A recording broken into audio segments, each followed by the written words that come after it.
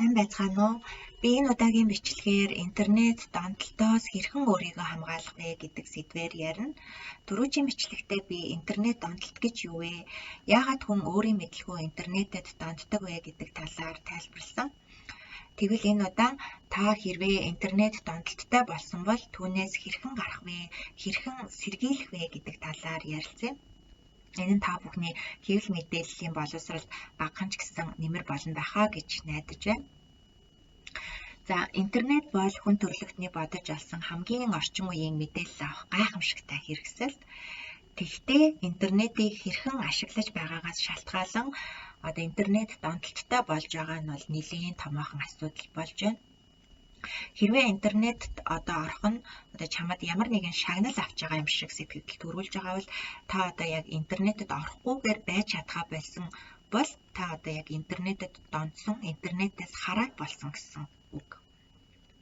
Тэгэхээр интернетэд донтолттой болсон хэсгээ та өөрийгөө тестэлж үзэж болно. Энэ доор гарч байгаа линк буюу Meduza-гийн вебсайтаар ороод интернетэд донтсон хэсгээ бол тестээр шалгаж үзэж болно шүү. Та интернет донтолттой болсон гэдэг нь таны тархинд бол өөрчлөлт орчихсон гэсэн үг. Энэ нь болохоор таны тархины урд хэсэгт байрладаг префронтал кортекс буюу өөрийгөө удирдах хянах чадвартай шийдвэр гаргадаг тэр хэсэг маань өөрчлөлтөнд ороод та бол өөрийгөө удирдах чадвар нь муудсан байна гэсэн үг. Тэгэхээр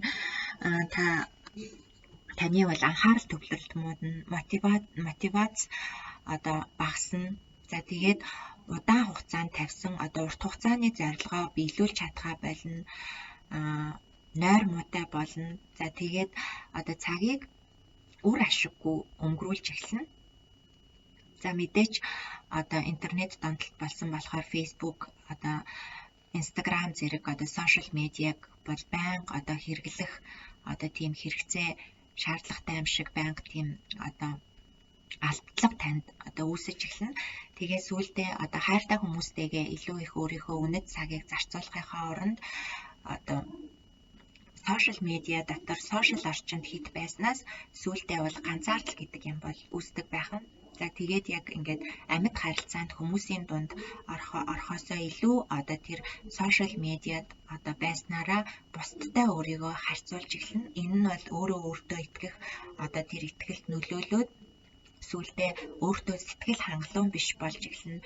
За энэ нь тэгээ сүүлдээ бол сэтгэл гутралд хүргэдэг байх нэ. За тэгэхээр ийм сул талуудтай учраас бид нар аль болох интернетэд донтсон хэсгээ өөрийгөө бол байнга хяналттай байж хянаж үзэх бол шаардлагатай байгаа. Тэгэхээр энэ нь бол интернет огт юусоо ашиглаж болохгүй гэсэн үг биш. Харин интернетийг хэрхэн яаж ашиглах вэ гэдэг нь л бол чухал юм аа. Тэгэхээр бид нар яг хэдэн цаг интернетийг ашиглах ёстой юм те? Хэр их гэдэг нь яг хэдэн цагийн гэх мэтээр бол асуудаг. Энэ асуулт нь бол өөрөө бол буруу юм. Харин бид нар интернетийг өөрт хэрэгтэй байдлаар интернетэд донтохгүйгээр яаж ашиглаж сурах вэ гэдгийг суралцах нь хамгийн чухал юм аа. Тэгэхээр энэ талаар би энэ удаагийнхаа бичлэгээр ярих гэж бодсон. За тэгээд та өөрийгөө интернетэд донтсон уу гэж асуултанд хариулахаас өмнө өөрийнхөө интернет хэрэглээг эхлээд бодоод үзээрэй. Нэгдүгээр асуулт нь та интернетэд өдөржингөө байдгүй. Ямар нэгэн цагийн завсарлага авдаггүй та байнга онлайн байдгүй. За та өөрийнхөө интернет хэд их хэрэглээний талаар хүмүүст худлаа хэлдэггүй. За та интернетэд орохгүй бол хийх юм олдохгүй байгаа юм шиг санагдаад бухимддаггүй. Тэгээд хүмүүстэй амьд харилцаанд байхдаа эвгүүцдэг болсон уу? Анхаарал чинь төвлөрөхөө байсан уу? Иймэрхүү шинж тэмдэг илрээд авах юм бол та интернет донтолттой болсон гэсэн үг юм байна. Тэгэхээр та жишээлбэл 2 өдөр ямар ч сошиал медиагүй бас байгаад үзээрэй. Тэгээд та өөрийгөө бол ажиглах нь байна. Би яг энэ хугацаанд одоо хийх юм олдохгүй болчихсон юм шиг санагдаж байна уу? Бухимдаж байна уу? Одоо муухай аштай болж байна уу? Яг яаж байна гэдгийг өөрийгөө одоо ажиглаад үзэх хэрэгтэй байна.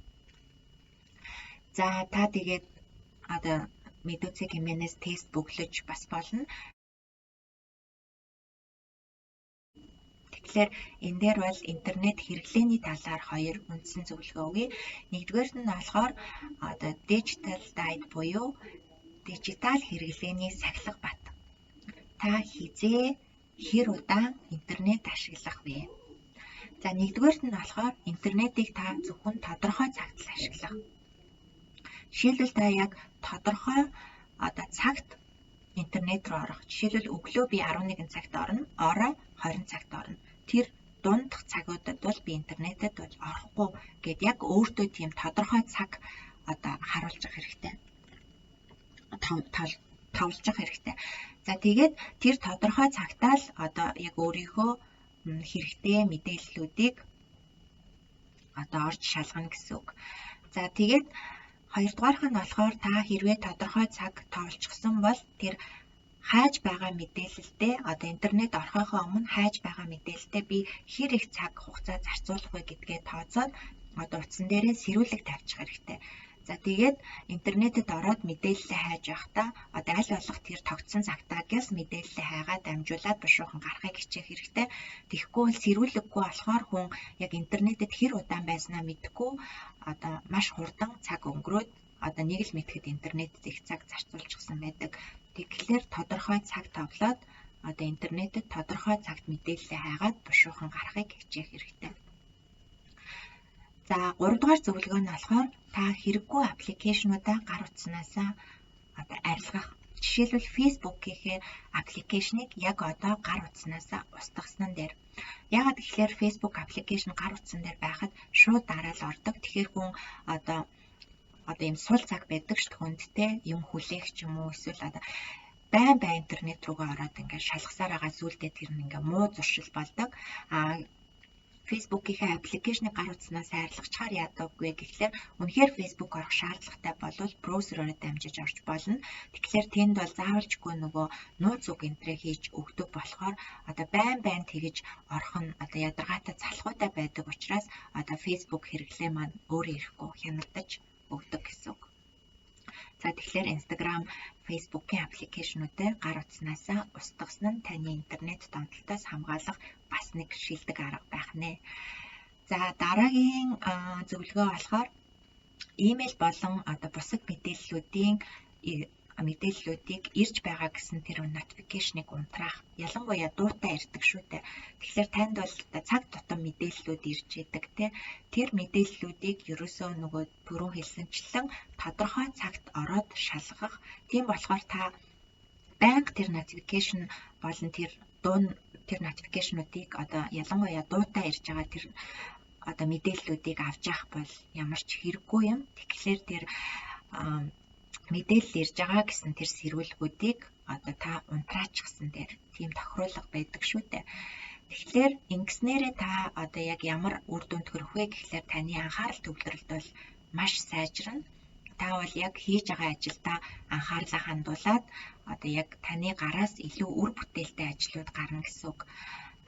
Хүн яг яадаг вэ гэхлээр одоо байнгын бэлэн байдалд байх нь бол хүний биеийг өөрөө одоо стресстэй тийм одоо байдалд байлгадаг юм байна л да. Байнгын онлайн байна гэдэг одоо байнгын мэдээлэл авах бэлэн байдалд байх нь. Тэгэхээр та одоо тэр мэдээлэлээ тодорхой цаг шалгадаг болоод одоо тэр бусад цагуудад та өөрийгөө офлайн байлгаж сурах юм бол та өөрөө дотооддоо ч гэсэн маш одоо уужин болоод тайван болоод таны анхаарал чинь илүү хийж байгаа юм руугаа одоо чиглэгдээд та илүү үр дүнтэй ажиллаж чаддаг болно гэсэн үг. Тэгэхээр та одоо notification-уудээ яг одоо унтраачихсан дээр шүү гэж зөвлөмөр байна. За ингээд эцэст нь хэлэхэд болохоор өөртөө одоо ямар ч технологигүй цагийг бас гаргаад үзэх хэрэгтэй. Жишээлбэл одоо бүх интернет утсаа унтраагаад одоо 1 цаг байж үзээрэй. Жишээлбэл би өөртөө бол одоо ингэж хэлдэг. Одоо дэлхийн надгүйгээр эргэлдэх одоо 1 цаг. Яг энэ цаг мөчид болохоор би одоо ямар ч мэдээлэл авахгүйгээр мэдээллээс бол одоо тусдаа нэг цагийг зөвхөн өөртөөгөө өнгөрөөж өөртөө хэрэгтэй зүйлээ хийдэг. Яг энэ үед бол яг хүний дотоод сэтгэлийн тайван байдал бол маш илүү байгаа юм шиг санагддаг. Гараас чинь илүү их бүтээл бол илүү их гардаг. Тэгэхээр энэ интернетгүй гадны мэдээллээс өөрийгөө тусгаарласан нэг цагийг өөртөө өдөр болгон ядаж нэг цагийг гаргаж байгаа нь бол таныг бол интернетэд онтохоос хамгаалсан бас нэг чухал арга юм аа гэж зөвлөе. За хоёрдугаар арга нь болохоор digital nutrition буюу дижитал шимт хичээл. Та интернетээс юу авдаг вэ? За би интернетээс юу авдаг вэ? Интернет надад юу өгдөг вэ гэж өөрөөсөө байнга асуух энэ зуршлыг өөртөө тогтоогоорой гэсэн үг. Тэгэхээр интернетэд оронгууд бид нар маш их мэдээллийн далайд живээд маш сонирхолтой мэдээллүүд гарч ирээд бид нар ямар цаг хугацаа өнгөрснөө мэдэхгүй, ялангуяа сошиал медиад маш хурдан цаг хугацаа өнгөрдөг учраас яг интернетэд орохынхаа өмнө өөрөөсөө асуудаг зуршилтай болох хэрэгтэй гэсэн үг. Би яах гэж интернетэд орж байгаа билээ? Би яг ямар мэдээлэл авах гэж байгаа билээ? Интернетээс би юу авах вэ гэж өөртөө байнга асуудаг энэ зуршил. Тэгэхээр бидний тархинд сэргэг ухамсар гэдэг юм үүсээд бид нар интернетэд байхдаа байнга өөрөөсөө энэ асуултыг асуугаад сурчвал бид нар хайж байгаа мэдээллээ гялс аваад интернетээс гарах тэр зуршлыг өөртөө үүсгэнэ гэсэн үг. Тэгэхээр энэ интернетээс юу авах вэ гэдэг асуултыг интернет орохынхоо өмнө өөртөө байнга асууж сурах тэр зуршлыг өөртөө үүсгээрэй гэж зөвлөмөр байна. За ингээд өнөөдрийн миний та бүхэнд зориулсан энэ бичлэг үгээр өндөрлөж байна. Тэгээд та бүхэн анхаарал тавьж сонссонд баярлалаа. Дараагийн бичлэг хүртэл баяртай.